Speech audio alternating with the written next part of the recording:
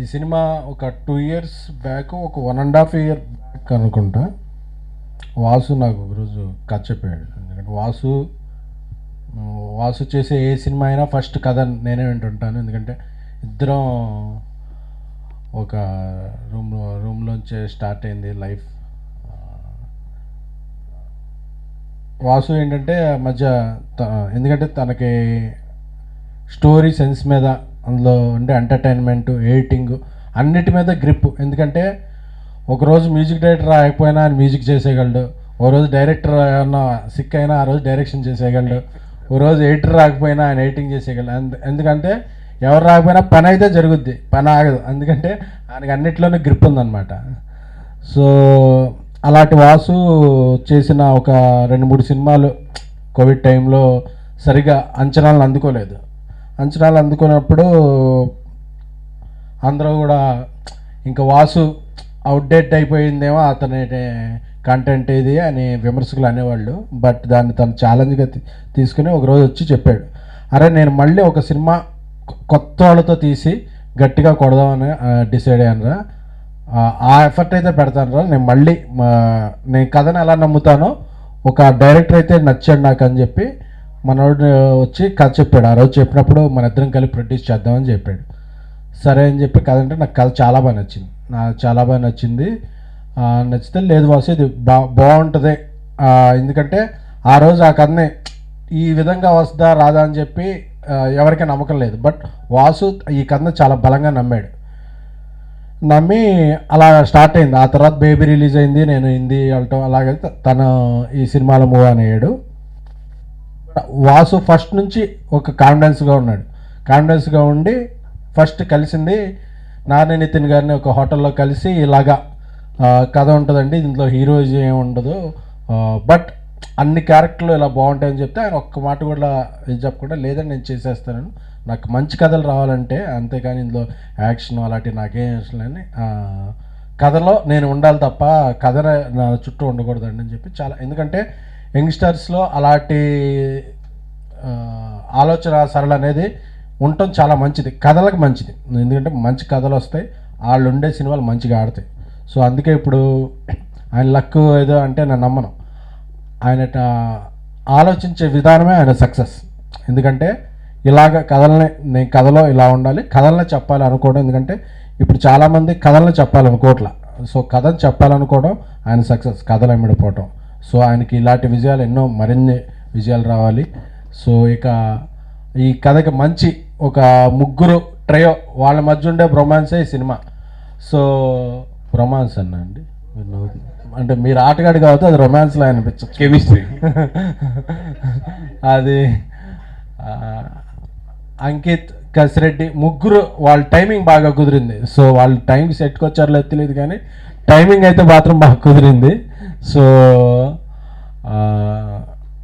అది ఈరోజు తెర మీద చూస్తున్నాం. ఇప్పుడు జనాలు అందరూ గట్టిగా నవ్వుతున్నారు అంటే ఈ మధ్యకాలంలో జనాలు నవ్వటం మానేశారు థియేటర్కి వచ్చి. ఎందుకంటే లార్జ్ దెన్ లైఫ్ సినిమాలు అయిపోయినాయి, చాలా అయిపోయినాయి. సో అందరూ నవ్వుతున్నారంటే కారణం దానికి ఆ కెమిస్ట్రీ బాగా కుదిరింది.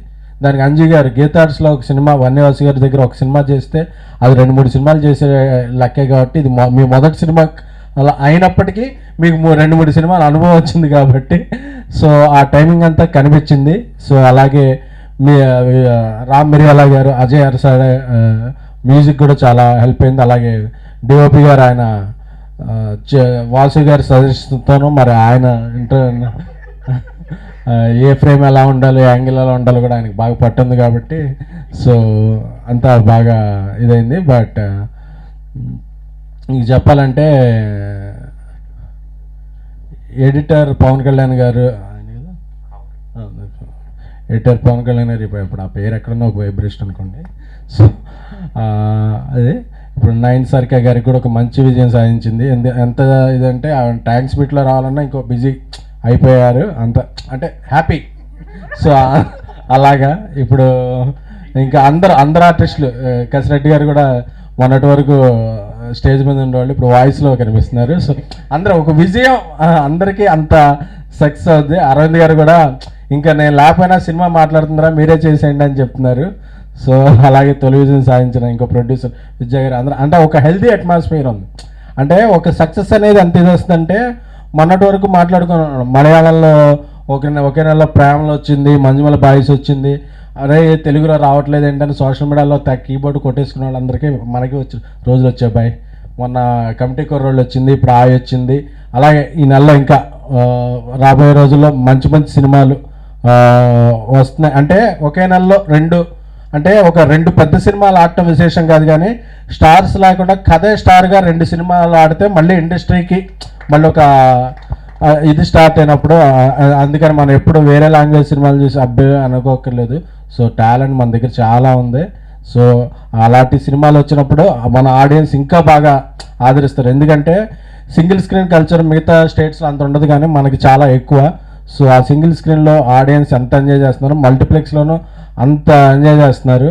సో ఈ సినిమాలో ఉన్న ఎన్నో సన్నివేశాలు బన్నీవాసి గారు, మన అంజీ గారి నిజ జీవితంలో జరిగిన సన్నివేశాలే. సో అందుకనే అంత బాగా తెరకెక్కినాయి. ముఖ్యంగా ఆటగాడే ట్రాక్ చూస్తుంటే నాకు పాత రోజులు గుర్తొచ్చినాయి. ఒక ఫ్లాపీలో 6 ఫొటోస్ పట్టించడానికి ఎంత కష్టపడేవాళ్ళం అప్పుడు ఆ రోజుల్లో. అసలు ఆ కష్టాలన్నీ గుర్తొచ్చినాయి. ఇంకొక 10 రూపాయలు ఇస్తాను 7వ ఫోటో ఎక్కించరా అన్న, లేదు సార్ స్పేస్ అనేవాడు. ఆ రోజుల్లో స్పేస్ కష్టాలు అలా ఉండేవి. సో ఆ సినిమా చూస్తుంటే ఆ రోజులన్నీ గుర్తొచ్చినాయి. అలాగే ఇంటర్వెల్ ముందు ఆ అమ్మాయి సర్వే దగ్గరికి వెళ్ళి అందరూ ఒకేసారి వెళ్ళి దొరికిపోతారు. ఇలాంటివి చాలా అసలు గుర్తొచ్చిందిరా, దొరికిపోయినప్పుడు ఏం గుర్తొచ్చింది అది చెప్పచ్చా మరి లైవ్లో వెళ్తుందంటే. మరి 2008, 2009, 2007 ఏదో సీక్వెన్స్ గుర్తుంది, అన్ని సీక్వెల్ గుర్తులేదు. అటువంటి అన్నీ అందరి జీవితాల్లో మనందరి జీవితాల్లో కూడా జరిగే సన్నివేశాలే. ఏం బ్రో కదా, అదే తమ్ముడు టైం ఫాలో అవుతాడు. సో ఎప్పుడు దొరికిపోలేదంట. బట్ దొరక్కపోవటం కాదు, దొరికిన మేనేజ్ చేయడం ఇంపార్టెంట్. సో అది చాలామందికి నువ్వు ఒక మంచి ఇన్స్పిరేషన్ ఇచ్చావు. సో అది అందరం ఇలా ఈరోజు సక్సెస్ మీట్ ఇంత ఆనందంగా ఉందంటే అది నిజమైన సక్సెస్. లేకపోతే సక్సెస్ మీట్ పెట్టినా మన ఫేసులు సీరియస్గా ఉంటాయి, మీ ఫేసులు సీరియస్గా ఉంటాయి, అందరం నవ్వుకుంటున్నాం అంటే ఇది నిజమైన సక్సెస్. ఎందుకంటే సక్సెస్ మీట్ పెట్టడం కామన్ కదా, సినిమా ఎలా ఉన్నా సక్సెస్ మీట్ పెట్టాలి, థ్యాంక్ యూ మీట్ పెట్టాలి. బట్ అసలు సక్సెస్ ఏంటి, అసలు థ్యాంక్ యూ ఏంటి అన్నది, ఎందుకంటే ఎలక్షన్స్లో బూత్ టాక్ ఇంపార్టెంట్, సినిమా కలెక్షన్స్కి మౌత్ టాక్ ఇంపార్టెంట్. మనకి పోలింగ్ బూత్. సో ఈ సినిమాకి అన్నీ కుదిరినాయి కాబట్టి ఇంత సక్సెస్ అయింది. ఎందుకంటే 2వ వారం అంటే జనరల్గా ఫస్ట్ వారం 100 థియేటర్లు రిలీజ్ అయితే సెకండ్ వారం 50 థియేటర్లకు వచ్చేస్తాయి. బట్ ఫస్ట్ వారం 100, 150 స్టార్ట్, ఇప్పుడు 400 దగ్గర దాకా వెళ్తుందంటే ఇది పెద్ద విషయం. సో హాయ్ అనే సినిమా ఎంతమంది జీవితాల్లో ఎంతో హాయిని తెచ్చింది. సో ఈ విజయాలు ఈ టీంలో అందరికీ కంటిన్యూ అవ్వాలి. సో ఆ రోజు అరవింద్ గారు, వాసు ఆ రోజు గుర్తుపెట్టుకుని ఈ సినిమాలో నేను చేయలేకపోయినందుకు ఆ షేర్ మాత్రం ఫ్రీగా వాడేసుకోకుండా ఆ షేర్ ఏదో పంపించేస్తే సో అది స్నేహానికి ధర్మం చేసిన వాళ్ళు అవుతారు. సో అది రియల్ ఫ్రెండ్షిప్ అంటే. Thank you guys. అన్నీ చూస్తుంటే చాలా హ్యాపీగా అనిపిస్తుంది. థియేటర్స్కి వెళ్ళినప్పుడు ఆ కామెడీ త్రూ అవుట్ ఎంజాయ్ చేస్తున్నారు. జస్ట్ ఇది కామెడీ ఫిలింగా ఉండిపోకుండా ఓ మంచి ఎమోషన్తో బయటకు వస్తున్నారు. ప్రతి ఒక్కరు ఎమోషన్ గురించి మాట్లాడుతున్నారు, లాస్ట్ 20 minutes ఎమోషన్ గురించి. సో అంటే నాకు ఫోన్ చేసి మ్యూజిక్ గురించే మాట్లాడకుండా ఫస్ట్ సినిమా గురించి మాట్లాడుతుంటే చాలా హ్యాపీ అనిపిస్తుంది. ఎందుకంటే సినిమా బాగుంది అంటే అందరికీ హెల్ప్ అవుతుంది అండ్ నాకు ఇంకా హెల్ప్ అవుతుంది. సో ఆ కాన్సెప్ట్ నుంచే వచ్చింది. మ్యూజిక్ బాగున్నా సరే ultimately it started with Anji garu. So I have to thank him for it. Thank you అండి. సక్సెస్ మీట్ ఉంటుంది, అప్పుడు ఇంకా మాట్లాడుకుందాం. అందరికీ అన్న అండ్ రంగనాయకి సాంగ్ అన్న కొంచెం ఇట్లో టూర్స్లో ఉండి రాలేకపోయాడు ఆయన. 100% ఆయన ఆ 2 సాంగ్స్ ఈరోజు స్క్రీన్లో చూస్తే కనుక మీకు ఎంత బ్యూటిఫుల్గా ఎంత మెలోడీస్గా ఉన్నాయో అందరూ కూడా చాలా మెచ్చుకున్న సాంగ్స్. అన్న నువ్వు ఎక్కడున్నా కూడా మాకు ఇంత సపోర్ట్ చేసినందుకు థ్యాంక్ యూ సో మచ్.